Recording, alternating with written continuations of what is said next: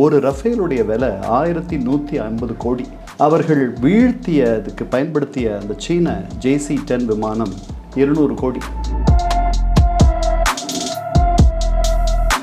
ஆனால் அந்த காலகட்டத்தில் அமெரிக்கா வந்து பாகிஸ்தானுக்கு சாதகமான ஒரு 71 வரைக்கும் முதல் 3 போர்களில் அவர்களுக்கு சாதகமாகத்தான் அமெரிக்கா செயல்பட்டது.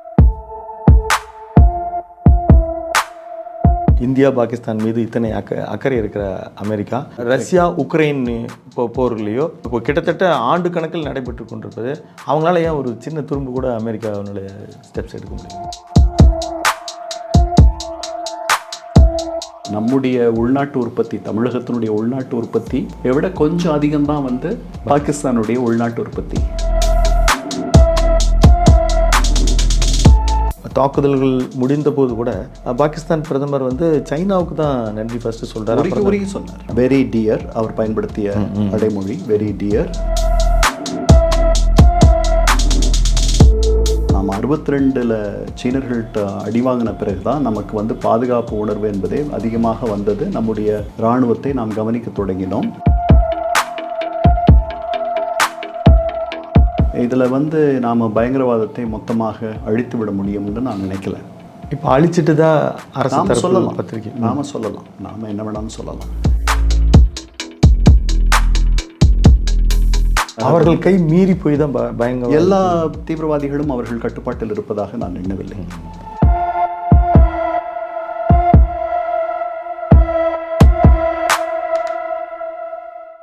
அறந்தமிழ் நேயர்களுக்கு இனிய வணக்கம். இன்றைய சிறப்பு விருந்தினர் ஐக்கிய நாடு சபைகள் பல்வேறு நாடுகளில் பணியாற்றிய ப்ரொஃபஸர் டாக்டர் இரா கண்ணன் சார். வணக்கம். வணக்கம் விஜய். ஆப்ரேஷன் சிந்தூர் இங்கே நம்ம கேள்விப்படுறோம். இதில் நம்ம வெற்றி அடைந்ததாக அதுக்கான கொண்டாட்டங்களில் அந்த கட்சியினர் மட்டுமல்ல நாட்டு மக்களும் அதில் ஒரு பெருமிதம் கொள்கிறோம்.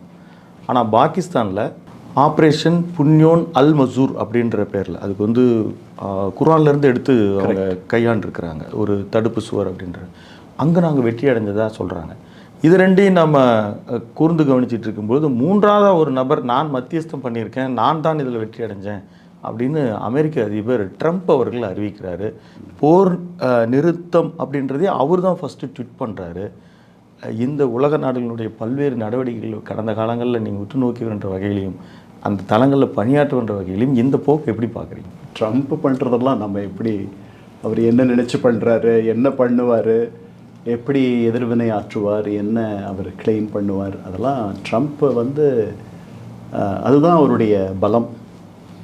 என்ன அவர் அதனால தான் அமெரிக்கர்களுக்கு அவர் மேலே ஒரு பெரிய ஈர்ப்பு இருக்குது. அவர் வந்து ஒரு மரபு சார்ந்த அரசியல் தலைவர் அல்ல, அந்த மாதிரி வழி வந்த ஒரு குடும்பத்திலிருந்து வந்தவர் அல்ல. அவர் எண்ணியதை எண்ணியபடி ஒரு எந்த விதமான வர்ணம் பூசாமல் பேசக்கூடிய ஒரு நபர்.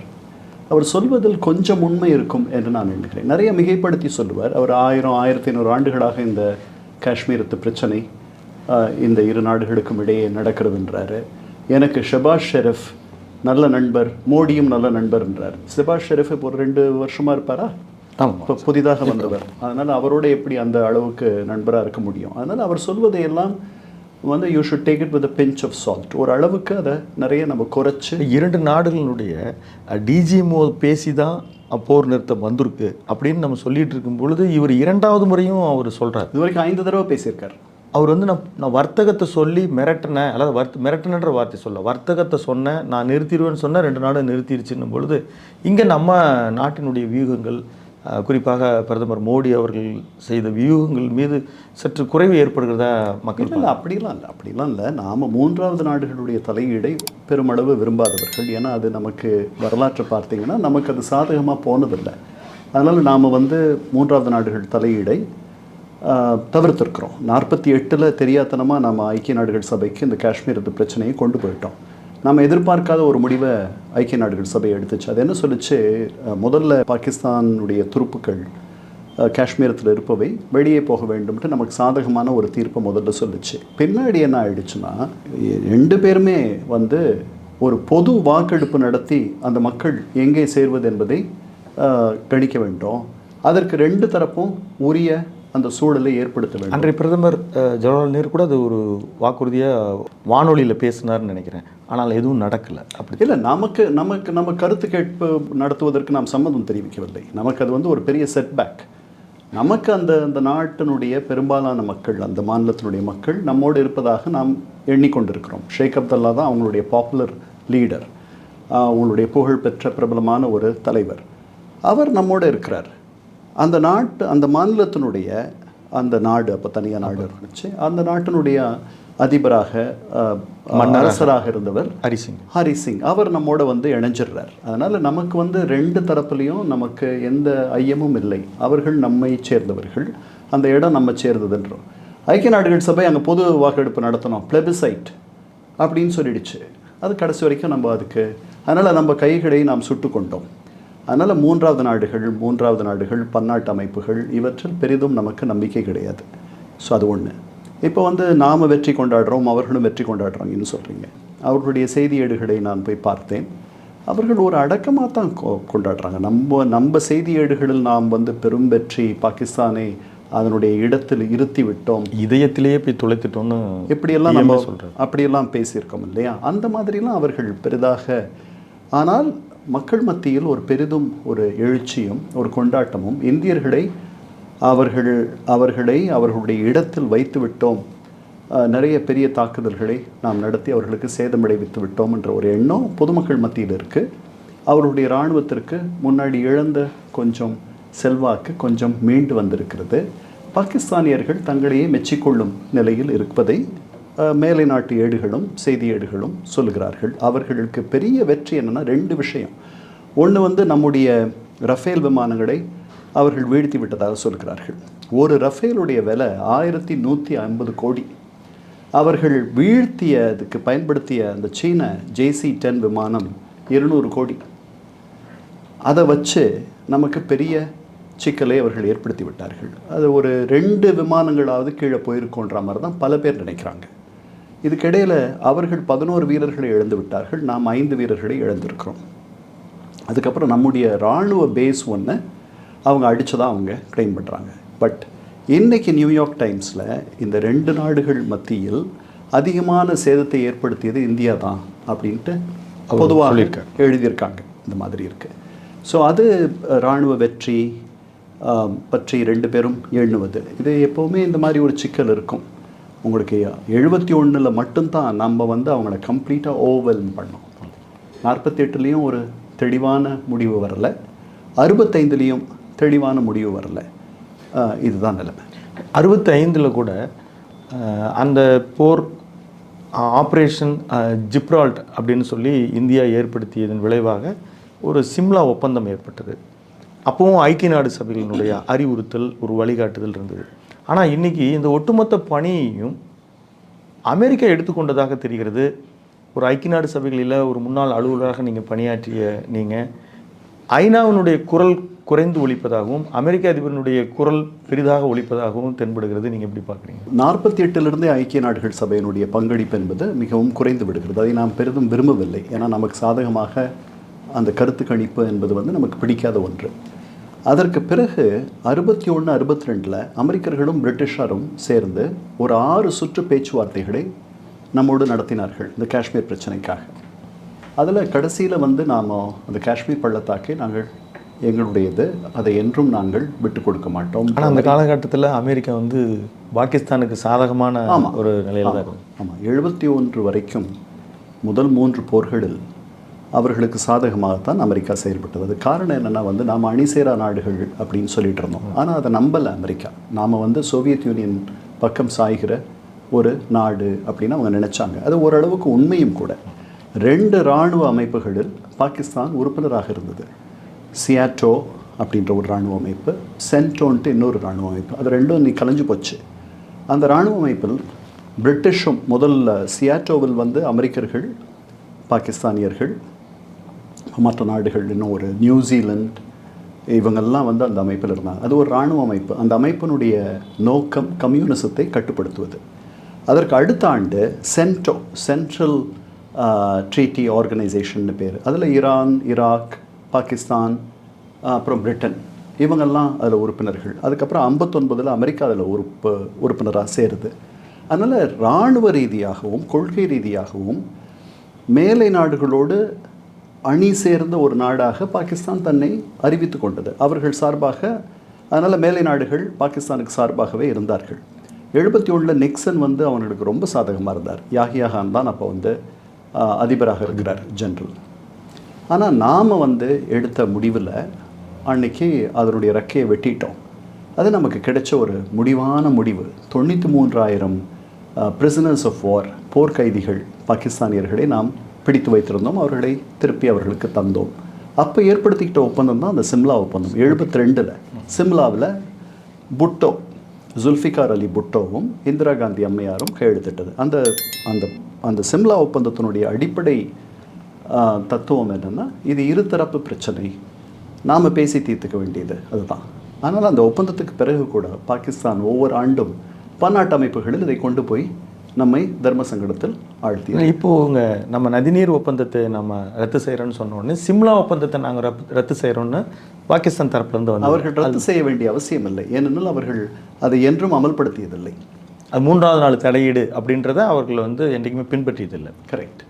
அவர்கள் ஒவ்வொரு ஆண்டும் வந்து அவர்கள் எந்த பன்னாட்டு அமைப்புகளெல்லாம் நீங்கள் வந்து காஷ்மீரத்தை பற்றி பேச முடியுமோ அதை செய்து கொண்டிருக்கிறார்கள். ஆர்கனைசேஷன் ஆஃப் இஸ்லாமிக் கோஆப்ரேஷன் இருக்குது. 57 இஸ்லாமிய நாடுகள் அமைப்புகள் உள்ள ஒரு இடம். ஒவ்வொரு ஆண்டும் அதை பற்றி இவர்கள் பேசுகிறார்கள், அவர்கள் அறிக்கை தருகிறார்கள். அங்கே மனித உரிமை மீறல் பண்ணுகிறது இந்தியான்னு சொல்கிறாங்க, அதையெல்லாம் கேட்டுக்கிறாங்க.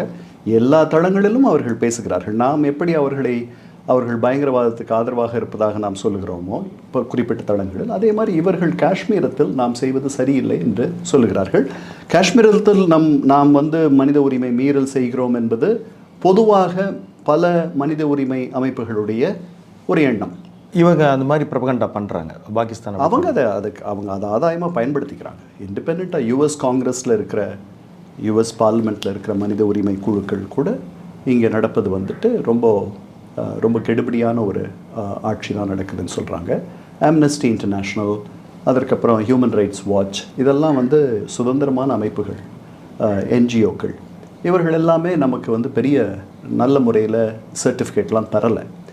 அது வேறு விஷயம். சிம்லா ஒப்பந்தத்தின் கீழ் 2 தரப்பும் பேசி தீர்த்துக்கணும். இதை வந்து சர்வதேசப்படுத்தக்கூடாதுன்றது தான் அந்த ஒப்பந்தம். அந்த ஒப்பந்தத்தை அவர்கள் ஒரு நாளும் அமல்படுத்தவில்லை. ஸோ இது நடந்துட்டு இருந்துச்சு. இப்போ இந்த அளவுக்கு அமெரிக்கா ஒரு யுஎன்னுடைய பல்வேறு பணிகளை அவங்க எடுத்து செய்கிற அமெரிக்கா, இந்தியா பாகிஸ்தான் மீது இத்தனை அக்கறை இருக்கிற அமெரிக்கா, ஒரு இஸ்ரேல் ஹமாஸையோ அல்லது ரஷ்யா உக்ரைன் போர்களையோ இத்தனை இப்போ கிட்டத்தட்ட ஆண்டு கணக்கில் நடைபெற்று கொண்டிருப்பது, அவங்களால ஏன் ஒரு சின்ன துரும்பு கூட அமெரிக்காவினுடைய ஸ்டெப்ஸ் எடுக்க முடியல? இல்லை, அதாவது தீர்வு, மத்திய கிழக்கு பிரச்சனைக்கு தீர்வு வந்திருக்குமானால் அந்த வந்து கொண்டு வரக்கூடிய இடத்தில் இருந்த ஒரே நாடு அமெரிக்கா. ஐக்கிய நாடுகள் சபையெல்லாம், ஐக்கிய நாடுகள் சபை அதை பற்றியெல்லாம் பேசி அவர்கள் நிறைய தீர்மானங்கள் நிறைவேற்றியிருக்கிறார்கள். அதாவது 67 போருக்கு முன்பாக இருந்த எல்லைகளுக்கு திரும்ப சென்று விட வேண்டும். அதாவது இன்றைக்கி நாடு பிடிச்சிருக்கு நிறையா இஸ்ரேல், அதெல்லாம் திருப்பி கொடுத்துடணுன்ட்டு. அதெல்லாம் நடக்கும்ன்ட்டு நான் நினைக்கல. சரிதானா? அது வந்து ஏட்டுச்சுரைக்காயாக இருக்க போகுது. உலகத்தினுடைய ஒரே வல்லரசாக 90களிலிருந்து அமெரிக்கா இருக்கிறது.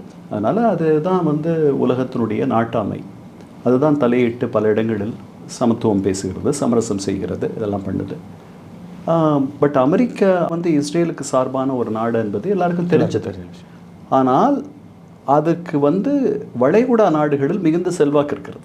உங்களுக்கு Saudi Arabia, United Arab Emirates, Qatar, Kuwait, பாரேன், ஓமான், அமெரிக்காவுக்கு மிகுந்த செல்வாக்கு. எகிப்து அப்புறம் ஈரான் மட்டும்தான் அமெரிக்கர்களுக்கு நட்பு நாடு. அதாவது அவர்கள் அந்த கேம்ப் டேவிட் அக்கார்ட்ஸ் வந்த பிறகு அவர்கள் இஸ்ரேலை முதலாக அங்கீகரித்த அரபு நாடு எகிப்து. அது அமெரிக்கர்கள் தலையிட்டு செய்தது. அதனால் இதுவரைக்கும் வந்திருக்கக்கூடிய சமாதானங்கள், அங்கீகரிப்புகள் எல்லாமே அமெரிக்க தலையீடால் நடந்துச்சு. இந்த ஹமாஸ் தாக்குதலுக்கு முன்பாக சவுதி அரேபியர்கள் இஸ்ரேலை அங்கீகரிக்கக்கூடிய நிலைக்கு ட்ரம்ப் கொண்டு வந்து விட்டிருந்தார். ஏப்ரஹாம் அக்கார்ட்ஸ்ன்னு அதுக்கு பேர். பாரேன் அதை அவர்கள் அங்கீகரிச்சிருக்காங்க. சுடான் அவங்களை அங்கீகரிக்கிற நிலைக்கு போயிருக்கு. யுனைடெட் அரப் எமிரேட்ஸ் அவர்களை அங்கீகரித்திருக்கிறார்கள். இதெல்லாம் வந்து ட்ரம்ப்பினுடைய சாதனை, முதல் ட்ரம்ப்பினுடைய சாதனை. இப்போவும் என்ன சொல்லியிருக்காரு, இந்த முறை சவுதி அரேபியா அவர் போயிருக்கும் பொழுது முந்தா நாள் சவுதி அரேபியா அங்கீகரிக்கும் காலம் வெகு விரைவில் வரும் என்று எண்ணுகிறேன்னு சொல்லியிருக்கார். அதனால் அமெரிக்கர்கள் ஒரு உயர்வான இடத்தில் இருக்கிறார்கள், இரண்டு பக்கமும் செல்வாக்கு உடையவர்களாக இருக்கிறார்கள். பாலஸ்தீனியர்களிடத்தில் அவர்களுக்கு மிகுந்த செல்வாக்கு இருக்கிறதான்றது எனக்கு தெரியாது, இருக்காதுன்னு தான் நான் நினைக்கிறேன். அவர்கள் அமெரிக்கர்களை தங்களுக்கு நல்லது செய்பவர்கள் அல்ல என்று எண்ணினால் அதில் ஒன்றும் தவறில்லை. ஸோ அதனால் அந்த சிக்கலை தீர்க்க முடியல. அப்புறம் ஹமாஸ் யாருடைய கட்டுப்பாட்டிலும் இல்லை அவர்கள். அதனால தான் இப்போ ஒரு இராணுவ ரீதியாக ஒரு முன்னெடுப்பு எடுத்து மொத்தமாக பூண்டோடு அழிச்சிருவோன்னு சொல்லிட்டு இஸ்ரேலியர்கள் அந்த முடிவை பண்ணுறாங்க. அதுக்கு அமெரிக்கர்கள் அமைதியாக பார்த்து கொண்டிருக்கிறார்கள். பெரிய ஆதரவும் அல்ல, எதிர்ப்பு கொஞ்சமும் இல்லை. பட் இதுவரைக்கும் பெரிய அளவில் இஸ்ரேலியர்களை ஆதரித்து தான் ட்ரம்ப் செயல்பட்டிருக்கிறார். இது ஒரு பக்கம். யுக்ரைன் ரஷ்ய போரை நிறுத்தக்கூடிய அளவுக்கு அந்த வலிமையான இடத்தில் அமெரிக்கா முன்பிருந்தது போல் இல்லை. ரெண்டாவது, ட்ரம்ப்பை ஒரு கணிக்க முடியாத ஒரு இடத்துல இருக்கிறார். அவர் ரஷ்யாவுக்கு ஆதரவாக செயல்பட்டார் தொடக்கத்தில். இப்போ தான் கொஞ்ச நாளாக கொஞ்சம் நடுநிலையாக பேசுகிறார். தொடக்கத்தில் உனக்கு எந்த துருப்புச்சீட்டும் இல்லை அப்படின்னு சொன்னவர் இன்னைக்கு கிட்டத்தட்ட ஓப்பன் மீட்டிங்கில் ஆமாம் சொன்னார். அதுக்கப்புறம் அமெரிக்க கொள்கை என்னென்னா, இது வரைக்கும் அவங்க பிடிச்ச இடங்கள்லாம் கிரைமியா அங்கே போயிடணும் இந்த மாதிரிலாம் நம்ம கேள்விப்பட்டோம். இப்போ அது கொஞ்சம் சரி செய்து ரெண்டு தரப்புக்கும் அவர் இந்த போப்புடைய மறைவப்போ ரெண்டு பேரும் சந்தித்த பிறகு ஒரு சின்ன புரிதல் அவர்களுக்குள் முகிழ்த்து முதன்முறையாக அவர் ரஷ்ய அதிபரை குறை சொன்னார். அதற்கு பிறகு என்ன பண்ணார், கொஞ்சம் நடுநிலையாக இருக்க மாதிரி இருக்குது. அவர் அதிகமாக அதை பற்றி பேசுகிறதில்ல, விச் இஸ் குட். ஸோ அது ஒரு தீர்வு வரும், அது கொஞ்ச நாள் ஆகும். ரஷ்யர்கள் எப்போது அந்த தீர்வை எட்ட வேண்டும் என்று கணிக்கிறார்களோ அப்போது அவர்களும் ப்ளீடிங். ஒரு ஆண்டுக்கு 50,000 வீரர்களை அவர்கள் இழந்திருக்கிறார்கள். இப்போ இது 3வது ஆண்டு இந்த போர் நடக்கிறது. யுக்ரைனியன் தரப்பில் நிறைய இழப்புகள் இருக்குது. ஆனால் அவர்கள் 3 ஆண்டுகளாக போர் செய்வது என்பதே ஒரு பெரிய அதிசயம். ஒரு வாரத்தில் கீவ் விழுந்துரும், யுக்ரைன் ரஷ்ய வசமாகிடும்ட்டு நானே கூட பேசினேன் அந்த போர் தொடங்கும் பொழுது. அது எதுவும் நடக்கவில்லை. அது அவர்களுடைய திறமை, அவர்களுடைய வீரம், அவர்களுக்கு அமெரிக்காவும் மற்ற நாடுகளும் கொடுத்த ஆயுத ஆதரவு, அவங்க ஏற்படுத்திக்கிட்ட நெட்வொர்க்கு, இதெல்லாம். ஸோ அது அமெரிக்காவை காட்டுது. இப்போது இந்த துணை கண்டத்தில் அமெரிக்க செல்வாக்கு ஒரு நாட்டுக்கிட்ட ரொம்ப அதிகமாக இருக்குது. அது பாகிஸ்தான் அமெரிக்கர்களை ரொம்ப நம்பி, அமெரிக்கர்களை மட்டும் இல்லை, அது பல பேரை நம்பி இருக்க வேண்டிய ஒரு நிலையில் இருக்குது. அதனுடைய பொருளாதார நிலைமை அப்படி இருக்குது. நம்முடைய உள்நாட்டு உற்பத்தி, தமிழகத்தினுடைய உள்நாட்டு உற்பத்தி விட கொஞ்சம் அதிகம்தான் பாகிஸ்தானுடைய உள்நாட்டு உற்பத்தி. நமது 350 பில்லியன், அவங்க அதை விட கொஞ்சம் அதிகம். நாம் 8 கோடி, அவங்க 26 கோடி. 26 கோடி பேர் சேர்ந்து நாம் 8 கோடி பேர் என்ன உருவாக்குறோமோ அதை தான் உருவாக்க முடியுது. ஏன்னால் அவர்கள் 40 ஆண்டுகளாக திசை திரும்பி வேற ஒரு போக்கில் அவர்களுடைய அரசியல் போக்கை வைத்து கொண்டார்கள். தீவிரவாதத்தை அவர்கள் வளர்க்க வேண்டிய ஒரு நிலையில் இருந்தார்கள், வளர்த்தார்கள், வைத்தார்கள். அதில் அவங்களுடைய வளர்ச்சி பாதை குன்றிவிட்டது. 25 கடன்கள் வாங்கியிருக்கிறார்கள் இதுவரை IMF-இல். நாம் 7 கடன்கள் வாங்கியிருக்கிறோம். சரிதானா? நாம் தங்கத்தையே கொண்டு போய் அடகெல்லாம் வைத்தோம். அந்த நிலைக்கு அவர்கள் வரவில்லை. ஆனால் அவர்கள் பொருளாதார பலம் குன்றி இருக்கிறார்கள். அவர்கள் இந்த சிக்கலை சர்வதேசப்படுத்துவதில் அவர்களுக்கு எல்லா ஆதாயமும் இருக்குது. அதனால் அமெரிக்கா சொன்னால் கேட்டுக்குவாங்க. பேக் டு நம்ம இந்தியா பாகிஸ்தான் பிரச்சனைக்கு வந்தோம்னா, இந்த தாக்குதல் ஏப்ரல் 22 பஹல்காமில் நடத்தப்பட்ட அந்த தாக்குதல் போது அவர்களுக்கு இந்த துணிச்சல் இருந்தது. இவங்களுக்கு பொருளாதார ரீதியாக வலிமை குன்றி இருப்பதாக இப்போ நீங்களும் கூட சொல்கிறீங்க. இப்போ இது நேரடியாக பாகிஸ்தான் நிகழ்த்திய அந்த தீவிரவாதிகள் குழுக்கள் நிகழ்த்தியதாக இருக்குமா, அல்லது சைனாவினுடைய ஆதரவு, குறிப்பாக அந்த வரி அப்போ ட்ரம்ப் நிறைய டேக்ஸ் போட்டுட்டு இருந்தார், வைஸ் பிரசிடென்ட்டு JD வான்ஸ் இங்கே இருக்கிறாரு. அப்போது இது அமெரிக்காவிற்கு ஏதாவது சீனா ஏற்படுத்திய ஒரு த்ரெட்ஸ் அந்த மாதிரியான ஒரு நரேட்டிவ் இருக்குது அப்படி நம்ம பார்க்க முடியுமா? இல்லை, நான் அப்படி நினைக்கல. ஏன்னா அது உண்மையாக இருக்கும் பட்சத்தில் அது அமெரிக்க நுண்ணறிவு, அதுக்கப்புறம் அவருடைய செயற்கைக்கோள்கள் இதெல்லாம் வச்சு பின்னாடி இது தெரிய வந்துடும். அது அப்படி இருந்திருக்குமா? நான் நினைக்கிறேன் இது பாகிஸ்தானியர்கள் தூண்டுதலால் நடந்திருக்கணும். ஏன்னா காஷ்மீர் ஏறக்குறைய ஒரு இயல்பு நிலைக்கு திரும்பி கொண்டு இருக்கிறது. நிறைய பயணிகள் வருகிறார்கள், சுற்றுலா பயணிகள் சீனாவை விட இந்தியாவில் ஒரு வியாபார ஒப்பந்தம் போட தான் JD வான்ஸ் வந்தார். ஒரு $500 பில்லியன் பிளான் நடந்தது. இவங்களை இரிட்டேட் பண்ணிகிட்டே இருக்காங்க சைனாவை. நிறைய கம்பெனிஸ் இந்தியாவுக்கு வரதுக்கு தயாராக இருக்குது. அப்போது அந்த மாதிரி சைனாவுக்குனுடைய ஒரு இல்லை, நான் சைனா வந்து சீனா இல்லை நான் பண்ணலை. சீனா அதாவது சீனா இந்தியர்களை ஒரு இடைஞ்சலாக பார்க்கும் பெரிய எதிர்ப்பு சக்தியாகவோ அல்லது வியாபார போட்டியாளரோ நினைக்க அப்படியெல்லாம் நினைக்கிறதுக்கு வாய்ப்பு இல்லை. ஏன்னா நாம் அந்த இடத்துக்கு, அதாவது இன்று உலகில் உற்பத்தியாகும் மொத்த பொருட்களில் 1/3 சீனா செய்கிறது. ஒரு காலத்தில் 2/3 சீனா உற்பத்தி செய்தது. அவர்கள் எங்கேயோ இருக்காங்க. அந்த இடத்துக்கு நம்ம போகிறதுக்கு ரொம்ப, ஏன்னா அவர்களுடைய ஒர்க் கல்ச்சர் அந்த மாதிரி. அவர்கள் ரொம்ப நம்ம வந்து நம்முடைய தொழிலாளர் சட்டங்கள் தொழிலாளர்களுக்கு சாதகமாக தான் இருக்குது. அங்கே அதெல்லாம் கிடையாது. அங்கே வந்து 12 மணி நேரம் வேலை செய்கிறது என்பது வந்து ரொம்ப சாதாரணம். அதை அவர்கள் யாரும் குறையாக எண்ணுவதில்லை. தரமான பொருட்கள். இந்த போர் முடிந்த இந்த தாக்குதல்கள் முடிந்த போது கூட பாகிஸ்தான் பிரதமர் வந்து சைனாவுக்கு தான் நன்றி ஃபர்ஸ்ட் சொல்கிறார். உருகி சொன்னார். 2 பேருக்கு உருகி சொன்னார். ஒன்று ட்ரம்ப்புக்கு. பட் ட்ரம்ப்பை காட்டிலும் அதிகமாக அவர் உருகி சொன்னது சைனா. வெரி டியர், அவர் பயன்படுத்திய அடைமொழி very dear, very trustworthy, very dear friend China. சீன மக்கள் எங்களுடைய தேவைகளுக்கு, எங்களுடைய துன்பங்களில் எப்போதும் பங்கெடுத்து கொண்டவர்கள் அவர்களுக்கு அப்படின்னு ரொம்ப உருகி மன்றாடி அவர்களுக்கு நன்றி சொன்னார். நாம் யாருக்கும் நம்மோடு பேசினார்கள் என்று கூட நாம் அங்கீகரிக்கவில்லை, நாம் சொல்லவில்லை. ஏன்னால் நம்முடைய ஆப்ரேஷனல் இண்டிபெண்டன்ஸை நம்ம இழக்க வேண்டாம்னு நினைக்கிறோம். நாம் வந்து ஒரு பிராந்திய சக்தின்னு நாம் நினைக்கிறோம். இதுக்கெல்லாம் ஊர் வந்துடும் இந்த மாதிரி நாம் ஏதேனும் சொன்னோம்னா அப்படின்றது. ஆமாம், பேசினாங்க, எல்லாம் பேசினாங்கன்ட்டு நம்ம கீழே இவர் நம்முடைய வெளியுறவுத்துறை செயலாளர் அளவில் நாம் அதை ஒத்துக்கிட்டோம். அதில் வந்து தினசரி செய்தி. சரி, இது இப்படி இருக்கும் பொழுது துருக்கி வந்து அங்கே துருக்கியினுடைய ட்ரோன்ஸ் யூஸ் பண்ணதாகவும், இங்கே வந்து முகமது மைசி மால்தீவ்ஸில் ஒரு 15 மணி நேரம் பேட்டி கொடுக்குறாரு. அங்கே அவர் கப்பல் வாங்குறாரு. இப்போ இதுக்காக தான் கூட கொஞ்சம் தாக்குதல் டிலே ஆனிச்சு அப்படின்னு சொன்னாங்க. துருக்கி இந்த பிராந்தியத்தில் நுழைவதை நீங்கள் எப்படி பார்க்குறீங்க? துருக்கி வந்து அவர்களுடைய அணுக்க தோழர் பாகிஸ்தானுக்கு.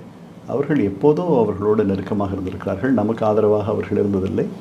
எப்போ அவர்களுக்கும் நமக்கும் சிக்கல் வரும்பொழுதெல்லாம் அவர்களுடைய ஆதரவு நிலைப்பாட்டை அவர்கள் ஜேஎன்டியில் ஒரு எஜுகேஷன் ஒப்பந்தம் துருக்கிக்கு நமக்கு இருந்தது. நேற்று அதை கேன்சல் பண்ணியிருக்கு. அவர்களுடைய அந்த துருப்புக்கள் அந்த எலிமெண்ட்ஸ் எல்லாம் பார்த்துட்டு. ஸோ துருக்கி கிட்ட நாம் எப்படி அவர்கள் ட்ரோன் செய்வதில் வல்லவர் பெரிய இடத்துல இருக்காங்க. நம்ம இஸ்ரேல் பண்ணக்கூடிய அளவுக்கு அடுத்த நிலையில் இருக்கிறார்கள்.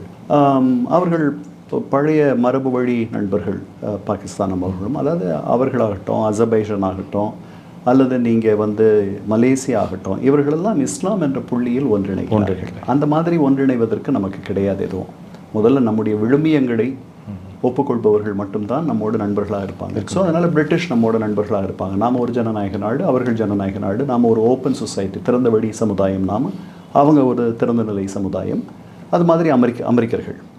பட் நமக்கு வந்து ஒரு நட்பு நாடு அவர்கள் சொல்கிற மாதிரி நம்ம ஒரு நட்பு நாடு சொல்ல முடியாது. ஏன்னா சோவியத் யூனியனை முன்னாடி சொல்லியிருக்கலாம். அது 90ஓட சோவியத் யூனியன் முடிஞ்சு போச்சு. அதுக்கே நிறைய சிக்கல் இருக்குது. அது பழைய இடத்துல இல்லை. அதனால் நம்மை மட்டுமே நம்ப வேண்டிய நிலையில் இருக்கிறோம். நாம் கேட்குற ஆதரவு வந்து தார்மீக ஆதரவு தான். அந்த ஆதரவை யாரையாவது கொடுத்தா போகிறோம். அது பன்னாட்டு அமைப்புகளில் அந்த மாதிரி ஒரு நிலைமை இல்லை. பாகிஸ்தான் இது ஐநா பாதுகாப்பு சபைக்கு டாப் கூமர்னு சொல்லி நீங்கள் இன்றைக்கி படிச்சிருப்பீங்க. அவங்க வந்து எல்லா விதத்திலும் இந்தியா தான் சேதத்தை ஏற்படுத்தி இருக்கிறது, உள்நாட்டு தயாரிப்பு அது விஞ்சி இருக்கிறது அப்படின்னு வர்ணிச்சிருக்கிறாங்க. அந்த விஷயங்கள் வந்து இப்போ கொஞ்சம் கொஞ்சமாக வெளிப்பட ஆரம்பிச்சிருக்கிறது. நாம் அதை பெருமிதம் கொள்ள தான் வேண்டுமா? கண்டிப்பாக. பட் நாம் ஒரு பெரிய ஆயுத உற்பத்தியாளர். நம்ம வந்து ஆப்பிரிக்காவில் வந்து ஆயுதங்கள் விற்பதில் முன்னணியில் இருக்கும் ஒரு நாடு. அதில் ஒன்றும் பெரிய ஆச்சரியம் இல்லை. ஆகாஷ் ஆகட்டும் அல்லது பிரம்மோஸ் ஆகட்டும், அதெல்லாம் நாம் ரொம்ப நாளாக 62 சீனர்கள்ட்ட அடி வாங்கின பிறகு தான் நமக்கு வந்து பாதுகாப்பு உணர்வு என்பதே அதிகமாக வந்தது. நம்முடைய இராணுவத்தை நாம் கவனிக்க தொடங்கினோம். அதெல்லாம் நடந்துச்சு. அதனால் அதிலிருந்து ரொம்ப தொலைவு வந்திருக்கோம். நம்ம இன்றைக்கி வந்துட்டு 63 ஆண்டுகள் ஆகிவிட்டது 62க்கு பிறகு. பட் நம்ம வாங்கியிருக்கிற S-400 ரஷ்யா கிட்டேருந்தோ நம்ம வாங்கியிருக்கோம். இந்த ட்ரோன்ஸ் எல்லாம் வந்து போலண்ட் கிட்டேருந்து, காமிகாசே ட்ரோன்ஸ் போலண்ட் கிட்டேருந்து நம்ம வாங்கினது. மீதி அந்த ஹராப் ட்ரோன்ஸ் வந்துட்டு இஸ்ரேல் கிட்டேருந்து வாங்கியிருக்கிறோம். அது மாதிரி நம்ம ரஃபேல் வந்து நம்ம ஃப்ரான்ஸ் கிட்டேருந்து வாங்கியிருக்கோம். பெரும் விலை கொடுத்து வாங்கியிருக்கோம். இப்போ இந்த மாதிரியான போர்கள் இப்போ கடந்த முறை வந்து ஒரு துருப்புகள் நேரடியாக மோதிக்கொள்வதை தாண்டி காஷ்மீரினுடைய எல்லையை தாண்டி ராஜஸ்தான், குஜராத், பஞ்சாப் இந்த மாதிரியான எல்லைகளில் ஆயிரக்கணக்கான ட்ரோன்ஸ், அதாவது S-400 வந்து அதை வீழ்த்தியது. இப்போ இந்த மாதிரி போர் வருது. அடுத்து சைபர் தாக்குதல் கூட நடக்கணும், ஒரு அச்சுறுத்தல் ஏற்படுது. இப்போ இந்த மாதிரி தொடர்ந்து இப்போ நிறுத்தப்பட்டது போர் அப்படின்னு சொல்லப்பட்ட பிறகும் கூட எல்லைகளில் ட்ரோன்ஸ் வந்துக்கிட்டே இருந்தது. இப்போ இந்த மாதிரி அப்போது இராணுவத்தின் கட்டுப்பாட்டில் தான் அங்கே முடிவுகள் இருக்கின்றனவா அப்படின்ற சந்தேகங்கள் இருந்தாலும் இப்போ அடுத்து என்ன நிகழும் அப்படின்னு நீங்கள் கணிக்கிறீங்க? அதாவது conventional warfare, bodies against bodies, அந்த காலமெல்லாம் போயிடுச்சு. இன்றைக்கி வந்து உங்களுக்கு சைபர் அட்டாக்ஸ் ஆகட்டும், ஹேக் பண்ணுறதாகட்டும், அதுக்கு பிறகு உங்களுக்கு ட்ரோன், அன்மேன்ட் வெஹிக்கிள்ஸை வச்சு சண்டை போடுறது என்பது அதிகமாகிடுச்சு. அது இன்னும் நாளாவட்டத்தில் இன்னும் தொழில்நுட்பம் வளர வளர, அறிவியல் வளர வளர மனிதர்கள் நேரடியாக சண்டையிடுவது என்பது இன்னும் குறையத்தான் செய்யும். அதனால் அதில் ரெண்டு தரப்புமே வந்து இந்த தொழில்நுட்பத்தை, இன்றைக்கி இருக்கிற தொழில்நுட்பத்தை வாங்கி வைத்திருக்கிறார்கள். அவர்களுக்கு சீனா, துருக்கி அந்த தொழில்நுட்பம் அவர்களுக்கு உதவியாக இருக்குது. நாம் பல இடங்கள்லேருந்து வாங்குகிறோம். நம்ம ஸ்காண்டினேவியாவிலேருந்து வாங்குகிறோம், ஃப்ரான்ஸ்லேருந்து வாங்குகிறோம், அமெரிக்காவிலேருந்து வாங்குகிறோம், ரஷ்யாவிலேருந்தும் வாங்குகிறோம், பல இடங்களில் வாங்குகிறோம்.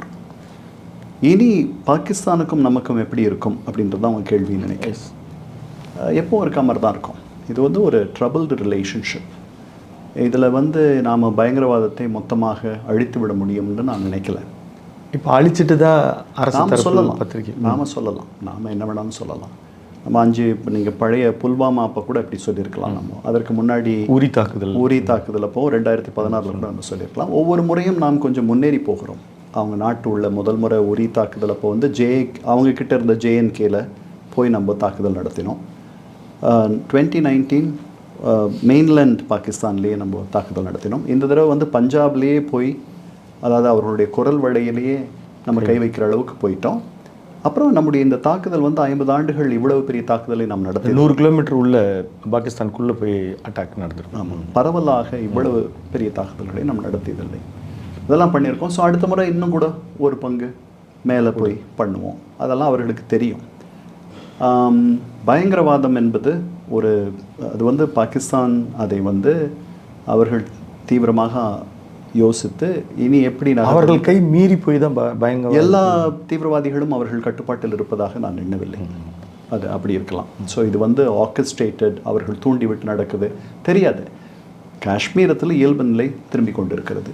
அதை வந்து ஒரு உலுக்கணும் அப்படின்னு எடுத்த முடிவு மாதிரி இருக்குது. எப்படி இந்த ஹமாஸ் அட்டாக் நடந்துச்சு, சவுதி அரேபியா ஒருவேளை அங்கீகரித்து விடும் என்ற ஒரு தருணத்தில் அந்த ஹமாஸ் அட்டாக் அதை வந்து கம்ப்ளீட்டாக பின்னாடி கொண்டு போய் சேர்த்துருச்சு. இன்றைக்கி சவுதி அரேபியா என்ன சொல்லுது, பாலஸ்தீனம் என்று ஒரு தனி நாடு உருவாகும் வரை நாங்கள் அங்கீகரிக்க மாட்டோம் இஸ்ரேல்னு சொல்லுது.